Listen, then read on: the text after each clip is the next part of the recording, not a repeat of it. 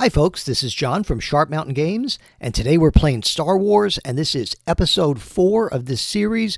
But hey, don't worry, if you've missed any of the other episodes, I'm going to catch you up right after the intro. Hi folks, and welcome to Sharp Mountain Games. Here we talk about group role-playing games, solo role-playing games, and there are plenty of actual plays in the playlist. You can check out our print and PDF products at Amazon, Lulu, Drive-Thru, and Roll20, and they're all linked below. Let's get started, and we're glad you're here. Hi, folks, and thanks so much for joining us. And I'm going to catch you up on everything in just a second. So we're playing Star Wars tonight. Here's my character sheets. It's a very simple D20 roll under system. It's called Streamline Space. It's my own system. I don't have it available for publication yet. I'm still working on that. You know how these things go. But let me introduce you more importantly to the characters. The rules you'll pick up along the way. It doesn't much matter. So here's our human pilot, Connix. And he's kind of a Han Solo type, that he had a little bit of an unsavory background, and he joined the rebellion because the Empire, things were getting a little too hot with him for the Empire. And we'll set him aside. And we have Janara, who's our untrained Jedi. So she's a little bit like Rey, but a little different than Rey in that she left her home planet and her parents and her family because she was very worried that the Empire, would be using their Jedi Inquisitors or their Force Inquisitors to track her down. And she's joined the rebellion, and she recently came into possession in one of our earlier episodes for a lightsaber and a Jedi holocron, but she doesn't know how to use either one very well yet, not the holocron at all. So she's hoping to get some more Force information. We have Atachawa, who's our Wookiee mechanic, and he's with the rebellion. A lot of Wookiees join the rebellion, because of the oppression of their people. And we have CSP-1, who's our medical droid. He was formerly a protocol droid, but they reprogrammed him, knowing that they need a medic out in the field. And we have R2-D0, who is not to scale with the other things, but I still, I have the little mini, so I wanted to include him. So let's see what's happened before, and we'll see where we're going, and we'll see if we can finish this afternoon, or if not, we'll make some really good progress, and then maybe one more episode will wrap up this particular adventure. So they are on their ship, the New Hope, and they are heading way out to the outer rim world, way away from the major space lanes. And they got this information from someone who finances smugglers and other activities. See, there was a rumor of a very secret Imperial lab funded by the Taji family. In fact, even the mainline Empire may not have known about it. So all the deliveries for this secret lab were being done off the books. Somebody was hiring smugglers and, private shippers to get things out here. So the rebellion is very concerned that something big could be going on, or something very important, if the Taji family is trying to keep it so hidden from everybody else. So they did get the information, not without a run-in with some local thugs, other shippers who were very worried about somebody cutting in on their work on the space station. They were on the Wheel, which is a big gambling space station. So that was last episode, and I have a link down below to the playlist with all the previous episodes if you want to catch up on anything, or you want to hear more about the story. So they are now just coming out of hyperspace into the Delusia 3 system. And they know the planet is ahead of them. So let's see, they come out, and Connix is, of course, at the pilot seat, and he asks Atachawa, he says, can you make a scan of the planet, see what you can find out? And I would think that would be a repair role. Repair kind of covers engineering and a lot of science sort of stuff there. So let's see how Atachawa does. And what's that roll? 11? Okay, and that's well under his repair of 14. So Atachawa is able to communicate with them and tell them that, he's getting technological signals from this planet. So he has a really, he's able to zero in on the location of where it would be. Now, they notice that there are a lot of asteroids in this system, not knowing whether this is, left over. These are like protoplanet fragments or something, or if there's something else going on. So Connix says, well, maybe I better take a scan here and see what's going on. I try to use the color dice to represent the different characters. I don't have a brown dice for Atachawa. Maybe somewhere I do, but I'll just use the green one for right now. And so Connix is going to make a scan here, and let's see what he finds out. 16. Now, he's not able to get really much information about the from the asteroids to see if there was anything he could. And Gennaro, of course, is going to sit back, and she closes her eyes and, seems to be at peace and is controlling her breathing and is trying to be one with the Force. She's not really, heavily in tune with the Force. This isn't even one of her main Force powers, but she's just trying to see if she can get some kind of feeling. Right now, her 2 Force skills are suggestion. These aren't the droids you're looking for kind of thing, and a little telekinesis for very small items. But maybe she can get some general feel for what's going on here. Oh, let's see. Oh, that's really rolling. Oh, 4. That's very nice. So that's well under her Force of 14. 14 is the highest usually starting characters get. I may level up these guys, but not just yet. And she's getting, she says, I'm getting a Force emanation from the planet. That's unusual. It's just, I don't know what it is, but like there's maybe some being down there with Force powers or with Force sensitivity. And Connix, of course, says, oh, great. This is going to be wonderful. Now, Delusia 3 is a very, very rainy, kind of swampy planet. Maybe not quite as swampy as Dagobah or Mimban. If you know Mimban, that was in the Solo movie and also in Splinter of the Mind's Eye. But it's still a rough landing through all of the rain and such. So I'm going to require him to make 3 pilot rolls here on the way down. And Atachawa kind of growls, he's the co-pilot. So he's going to see if he can give him some help on the way down. Now, let's see. 16, no, not going to be enough to give him any help. So we're looking at 3 rolls here. 17, oh, the ship is buffeted and shaken quite a bit. So I'm going to say that the ship takes a point of damage here. I'm going to just use hits for the ship right now. I don't have anything set up. Should have given it more thought, but that's all right. 2. All right, he's good on the second roll. And I believe this is the 3rd, or did I lose count? That happens all the time. Let's see. His pilot is 11, so the ship takes another point of damage. They have a rough time getting down, just buffeted. And obviously it's not the same as blaster damage, but it's still not too good. It's still a problem that they took these hits. So they do their landing, and it's extremely, extremely swampy here. And R2-D0 is going to stay behind because it's just going to be too tough for him to trudge through all that mud. If you remember Yoda, R2-D2 on Dagobah on Yoda's planet, that was a problem. So unfortunately, he's going to have to stay behind here as they make their way forward. He kind of gripes about it because he had to stay behind on the wheel too and fix things up. We got to get him into action. So I'm going to just push this off to the side up here just to keep it out of the way. You can see I don't have a huge play space here, limited by my desk size, but neither here nor there. So they begin their trudge through the forest. And CSP-1 complains a bit along the way. He's a little bit like C-3PO, at least lately, since he had his medical training. I'm sure this is terrible for you folks, too, all this humidity, not to mention my servers. And Connix says, just give it a rest here. We got to make our way through. So they're making their way through the kind of swampy area. They tried to put down very quietly. Like I said, they took some damage here, but there were no other ships that they saw in the area, at least that they know of. So they're hoping maybe for a quiet, they can at least sneak up on the facility, maybe think about sneaking in or something like that. But of course, on a planet like this, there are some local fauna, and as they're moving, something comes out of the swamp at them. And I'll show you. This is just a mini that I had for a shambling mound. He's just kind of an alien swampy monster, and he raises his arms up. He smells mammals here. He smells meat. So we've got to do a roll here for initiative. So 1, 2, 3 is good for the players. Since it's a roll under system, 1, 2, 3 is going to be good for the players.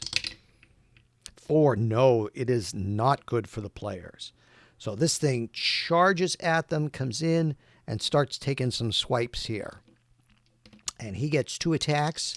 So let's see how he does. And a 12 and a 3. Yeah, both of those are going to connect. 13 is his combat. So he is going to do 4 and 6 points of damage. Let me pull that aside here and see who he's going to do his damage on. We'll do, well, 1, 2, 3, 4. We'll just go down the line here. 4. He hits at Atachawa for the 4 points of damage. So I'll make a little note here for him. 24 HP. So that takes him down to 19. And then let's see who else he hits. 1. Oh, he knocks CSP 1 back for, that's the 6 points of damage. So he bangs into CSP 1, and that's going to take him, let's see, 16, that'll take him down to 16. Okay. Now, CSP-1 can't really do too much in this situation. You know, the droid, he's not a combat droid. But the other 3 can. They are going to fire their blasters and try and see what they can do here. And the reason I like this roll 20 system is it's a roll under, is it's really easy. I can do my combat all at once. See, 1, 9, and 15. So we have 2 hits. So Connix and Janara try to hit here. To scare this thing off, do some damage. Atachawa's shot goes wild. You know, he was hit, so maybe that hurts him. Let's move these guys a little more to the center here, just so you can see them. And let's see what kind of damage we do to our Swampy Beastie here. We do 8 between those 2 shots. So that takes him down a bit. But not out. So he is still, you know, enraged here. We're not at any point where he's going to flee or have to check for that. And does he hit? He hits with 1. I'll roll 2 of these. The red is the damage, and the white is the person he hits. Ooh, 5 points of damage. Now 6 doesn't help us because I only have 4 characters. I just have to quick re-roll that. 4. Atachawa again. So he growls. You know, he's getting banged around quite here. And Connix says, Janara, is there anything you can do? So our 2, our pilot, Connix and Atachawa, are going to try to shoot at him. And we have 1 hit. Connix hits again. And that does 2d6 here. And what do I have there? 6 more points. Ooh, they do some damage here. So this thing is pretty injured. So Janara is going to try and reach out with the Force and plan a suggestion. Plant some suggestion like, you really want to run away here. You know, to try and, you're outmatched, to try and scare it away. 20, no. And I don't have any karma points in this system right now like we do with Tricube Tails, which I also use. So that does not scare him away. Now, CSP-1 can't really do too much. So maybe he is going to try to, you know, use maybe a frequency. Maybe he can generate some kind of frequency to scare this thing away. So what I'm going to say is that's going to be on his repair. I'm going to let him try it, but I'm going to let him make it with disadvantage because he's not really a combat droid. This is, you know, kind of out of his range. But let's see. You never know. So I got an 18 and a 14. Wouldn't have worked anyway. Neither one of those would have worked. So he is unsuccessful in trying to help the group. So the creature did not follow the Force suggestion to run away. He's going to get his 2 attacks. Hits on 1 of them. So this thing swings its arms. And they can tell, you know, this is kind of, it's somewhat mammalian, but covered in all this muck and smells really bad and has, you know, a lot of leaves and stuff. and does 5 points of damage. 1, 2, 3, 5 points of damage to Janara. So that takes her down to 15. And I'm writing all this down on my little piece of paper here off to the side. And let's see how we're doing. So they got to try again. So Connix again is trying for his shot. Atachawa is trying for his shot. Let's see how they do. 2 and 19. Atachawa hits this case. And so blasters are 2d6. 3 points of damage. Oh, everything counts. And Janara again reaches out with the force. She's trying to suggest, that this thing run away. We don't want to kill you. 16. No, she's having a tough time. She says, "Oh, it's just too stressful here. I can't. I'm not helping at all." She's getting worried about things too. CSP1 is going to again try his high-pitched thing to scare him away.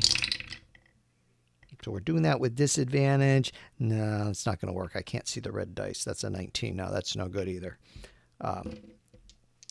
So let's keep things rolling here. Does he hit anybody? He makes one more hit. This is a tough monster. 4 points of damage. No, I should have a D4 handy, but I don't. Oh, I have to dig one out. 2. He hits 4 more points of damage. He whacks CSP1. He really doesn't like that noise that he is making. So, okay, well, it's the player's turn, and I'll dig out a D4 there so we can do things the right way.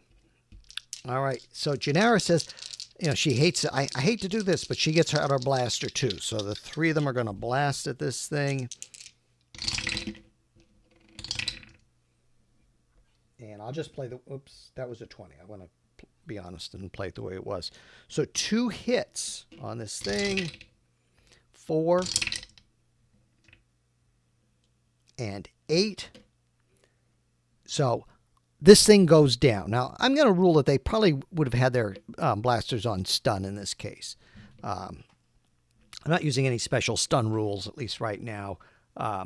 So they're able to knock him down. And they kind of try to make their way out of here quickly. And Atachawa growls, he's basically saying, I hope no one heard, I hope no one at the facility heard.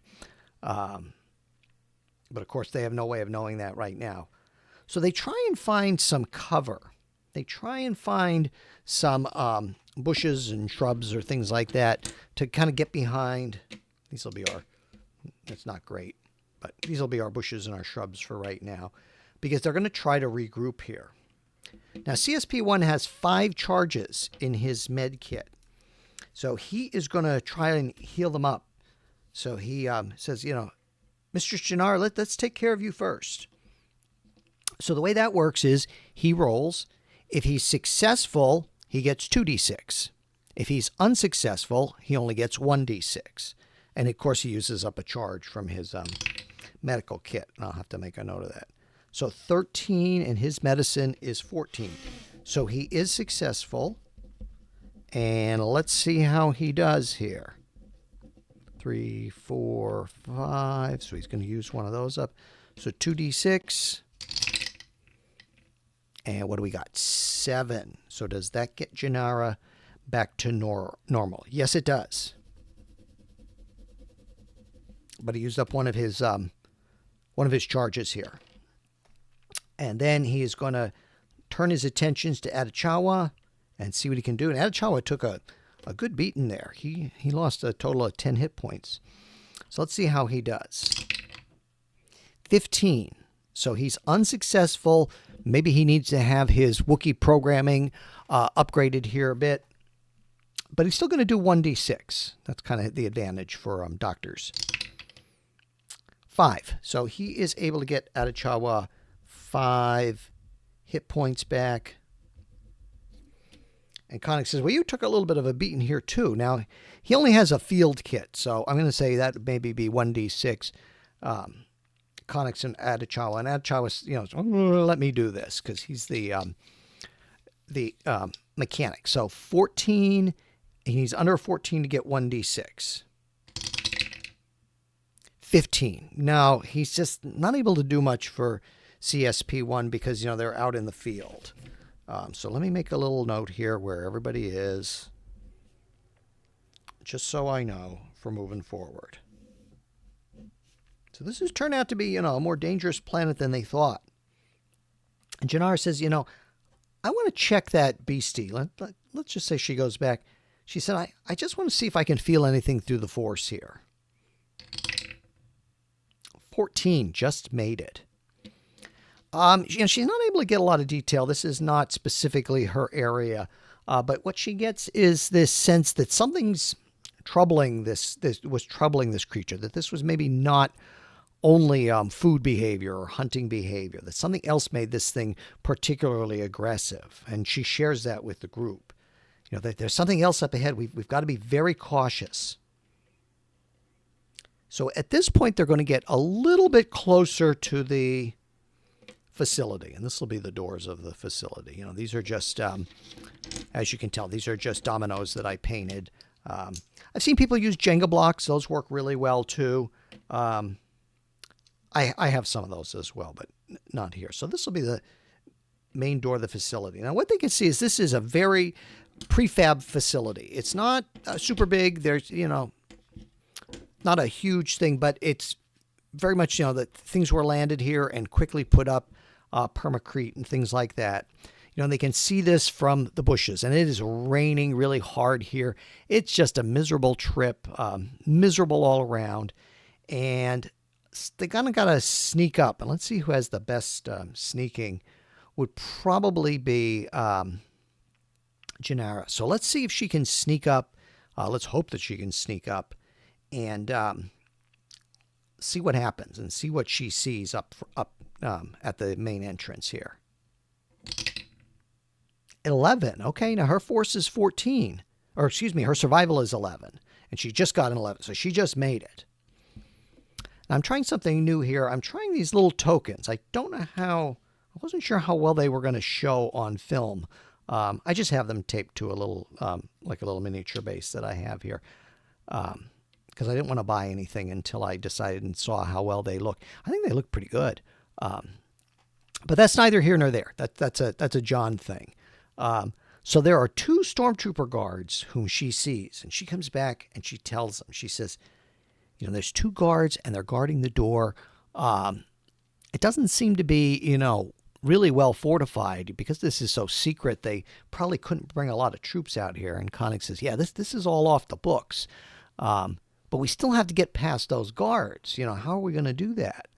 And if we start a firefight, if there's more inside, we're just setting ourselves up for failure here. We've got to do this, somewhat sneaky and cautiously. So they put their heads together and they're trying to figure out, how are they going to approach this? How are they going to get inside? And is there a way to do a distraction? And Adichawa suggests, maybe he could make a lot of noise in the brush if Janara was able to, use the force to implant a suggestion. Maybe there's something they could do to draw these guards away and not have a firefight here. So that's what they're going to try right now. So Adichawa is going to try to throw something, out into the brush there and have it make some noise, while Janara is going to implant a suggestion that they really should go and take a look at these. And let's see. I don't think I need to necessarily make a super roll for our Wookiee mechanic, so I'm going to give him advantage. He has advantage on lifting. So that would be kind of very similar. He'd be able to pick up something really heavy and really have it make a lot of noise in the brush. 2 and a 1, so he didn't even need the advantage. So he throws, a big old log, these alien trees with really broad leaves, and Janara is going to try and implant a suggestion, that there's something out in the brush that these troopers should go take a look at. 9, look at that. Her force is 14, so they do. They move off into the brush, and that's going to buy them a little bit of time. Not a ton of time, but maybe just a little. So they are going to, as soon as the troopers are out of range and checking things out, Adachawa is going to try to use his mechanical skills and see if he can't quickly hotwire the door. Think about how Han Solo did that in Return of the Jedi. 11, well under his repair roll, so the dice are rolling nice. So, the door opens for them, and they are inside. I'll just move the walls here just to give us a little space, because you're spending too much time having to see them way off in the lower left corner here. So they get inside this prefab building. As I said, it's not really big. And they can hear noise from down the main corridor. And Connick says, don't go down the main way. Not right now. We got to come off to the side. So he pulls them off to the side here. And they're going to see what they can see. So in here is like a locker room where there's going to be, extra clothes and things like that. And he says, well, is this going to work? If we dress in these other clothes? And Adachawa kind of shakes his head. He doesn't think that's a good idea. But Adachawa kind of grabs, there's some tools and things around. So he grabs some heavy stuff just in case. So they're going to kind of make their way through the facility. And they pass, they kind of go along the other side corridor there. And they pass, some very small dormitory rooms. There is one room that is locked. It's probably a cabin or a dorm room or type thing or something. And Adachawa, he says, should he try to open it? And I don't know what they would decide. So I'm going to say 1, 2, 3, he tries to open it. 4, 5, 6, he doesn't. 1, 2, 3, he does try to open it. Let's see what he does. And we'll hope there's no alarm. 19, he fails. Now, I don't necessarily think there would be an alarm here, but let's say 1 on 6, there's an alarm. 2, okay. It's not the kind of thing where they'd be expecting people here other than the people making the deliveries. It's not like an apartment on Coruscant or something where they would need an alarm. So they're going to sneak through this facility, and let's see how quiet they are, because they're going to come up to another main room here. They are going to try to approach the approach where they think that, so here's the main corridor, and they're kind of coming from the side here. And they're going to try to approach where they think the main laboratory room is, or the main room, as best they can tell. They don't have a layout of the place. Might have been able to get it if they went into that side cabin that was locked, but just not able to get that at this point. So I'm going to do a group survival roll to see how they do. And CSP1 is, of course, going to stay to the back because he is not set up as a battle droid. He is not an IG-88 series droid. And so we're going to do a group survival roll. So that's all 4 of them. Everybody got a roll here. And if half or more succeed, then they're quiet. And let's see, a 1, a 3. The 19 is a failure. Let me check Adachawa's survival is a 10. They are not quiet. They make some noise, and they alert the people inside here. We have intruders! And running down are 2 more stormtrooper guards. I don't know if they've radioed the ones that were outside. Remember, there were 2 outside. Could be a problem. So there's our doors to outside. So they can see further in here. There's an Imperial officer, and he just has a holdout blaster, and an Imperial scientist. And they're in a larger room, and there's all kind of equipment in there, all kind of technological equipment. And oddly enough, inside that equipment is something kind of looks like a rock. I don't have a rock handy, but it's maybe about 4 or 5 feet across, and they are directing some kind of beams at it. Whether they're draining energy off of it or whether they're analyzing it, is anybody's guess. They don't know. 8. So Janara, she says, that's where I'm getting the force emanations from, that rock there. It might even be a creature. Okay, so the blaster fight is going to ensue here. 1, 2, 3, our heroes get the initiative. And hope they do. Yes, they do, too. So let's see how they do. I don't think a force suggestion is going to work too well here. 18. No, that's no good. 13 for Adichawa. Nope, that's no good. And a 1. So only Janara gets a shot in at one of the stormtroopers. And how does she do here? 11. Oh, that's a good shot. That's a really good shot.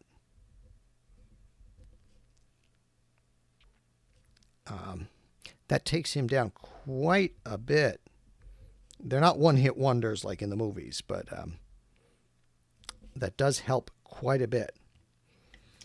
And I'm going to say our stormtroopers get some shots off here. Our Imperial officer, he was talking to this fella here. They weren't really quiet enough to see, and hear what's going on. What they do notice is there's a screen there. So they're talking to somebody, through hyperspace. And on that screen is an image of a woman. They can tell she has kind of red or auburn hair. Younger woman, very sharp look to her. But again, they weren't successful, so I can't let them know the information maybe that I'd like to, or the information that I know. So I'm going to say that our Imperial officer, it's going to take him a minute to get out his holdout blaster. So only our 2 stormtroopers are going to get to hit here. And our scientist, he sees all this going on, and he is just backing away. He said, I didn't sign up for this. He is not armed or prepared for combat. So how do our troopers do? Both of them hit.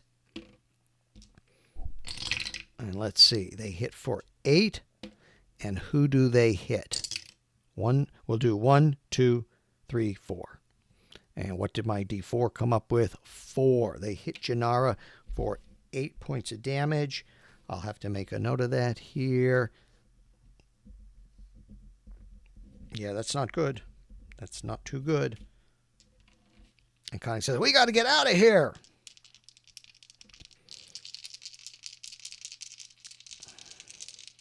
So while they're doing that, let's see how they do. 9, 5, and 1. Everybody hits. Oh, good. So let's see who they hit. We'll just divvy it up. So 8 points on the 1 stormtrooper. They take him out. I can flip him over because he is out of the picture. So that was Connix's roll. Then we'll have Janara's roll. And that is 11 points. She's rolling great. That's 11 points of damage. And then Adichawa is going for the Imperial officer. And on that Imperial officer does 5 points of damage. Let me make a note of that where that puts him. Okay. Now, CSP1 is, he sees all this going on. He is going to try to disrupt the power here. He can't really do much of anything else, so he's going to use his repair roll, which is a 12, to try and disrupt the power here. Especially he's interested if he can release whatever power is on that, what he thinks is, or what Janara claims is a being. So let's see how he does with disrupting the power. 11, and his repair is a 12. So the lights pulse, the power goes out on that. It's all of a sudden much, much darker in here. They might have some windows to the outside, but it's much, much dimmer. So our Imperials get to fire here. And let's see what they're going to do here. So it looks like our Stormtrooper and our Imperial officer. Stormtrooper will be the yellow. That yellow likes to spin. Yeah, they both hit. So the officer, or the Stormtrooper hits for 8 points of damage on 4. That's on Janara. So she is getting badly injured here. Okay. Now, the holdout blaster is only going to do 1d6. 4 points of damage on 2, 1, 2 on Connix. Ow, he says. But it's just a sting. He's a little embarrassed for himself for doing that. And he hollers, there's only 2 of you left. Give up and give us the thing. So let's see. He is trying to con them into doing this, or to convince them that they're more damaged than they've all taken some hits. So I think this is a difficult roll, though. I'll give him the charisma roll with disadvantage. 11 and 3. He is conning them pretty well. So, the officer says, "Wait, we don't want to die here for this. It's not worth it." And the scientist here, he says, "Of course it's not. Of course it's not." Now, CSP1, let me try and have him do another repair roll and see how he does. 16. Now, he doesn't do anything more. He's not able to do anything more with that. So, oddly enough, this thing, whatever it is, this rock-like thing, is starting now to float. And Janara says, I think the thing is alive. And it floats over in their direction. Perhaps using the force, perhaps something else. And Atachawa just growls, and they've got to make a run for it. And our officer says, tend to your friend. They'll get them on the outside. So they are going to run, and this thing is floating behind them. I guess it senses that Janara is a good character. And the Imperial officer wants to protect himself, so he stays behind here. But they run outside, and they do have to face those other 2 stormtroopers who are kind of off checking things out in the bush. So our firefight is not over here. And they see them and they say, "Hey, what's going on here?" And Connix says, we're just the delivery men. Oh, look at that. Even with disadvantage, he conned them. He is having all kind of help. So what I'm going to say is he makes the con on them, and that gives our heroes the initiative for this round. And they're being followed by this thing, this odd, like I said, it's more rocky. I'm kind of thinking, I wish I had a half a walnut shell. That would work. All right, so they're going to try to blast their way through these stormtroopers and basically just run. They're just running like crazy. But they're going to have to do a shot here.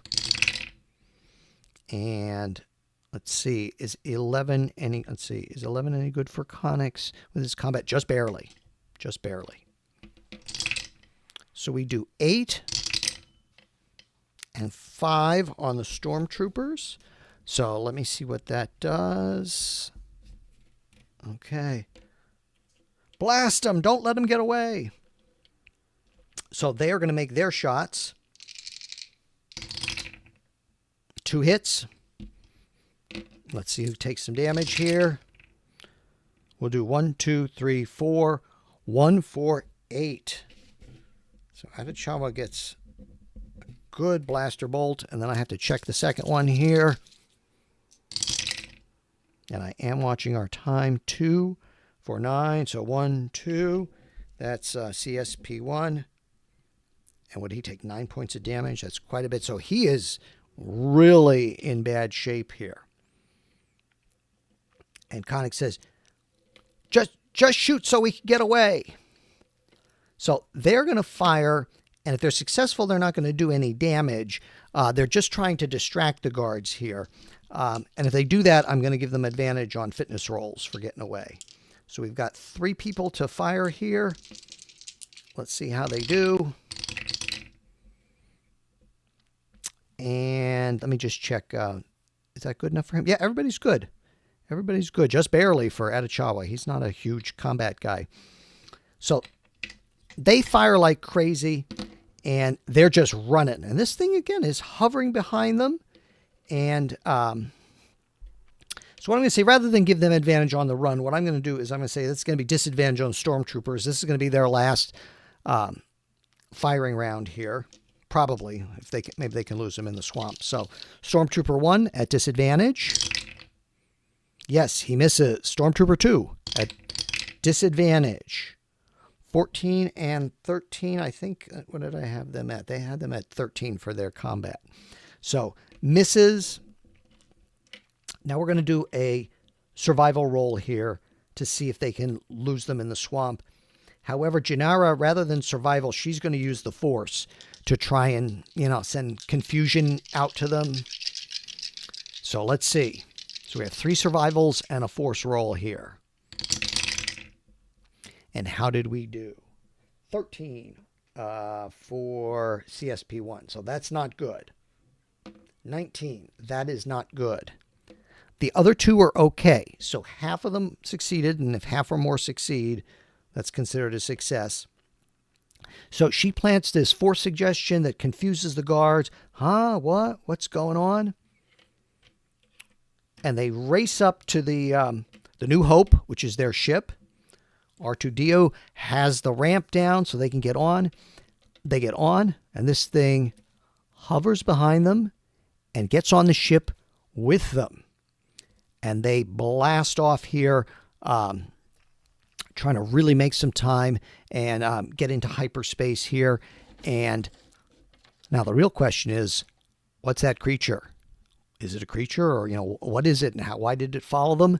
And we're going to answer that next time. I thank you so much for watching. If you stuck around to the end, or however much you were able to watch, if you can leave a comment, that's really appreciated. They always say, it helps the channel grow.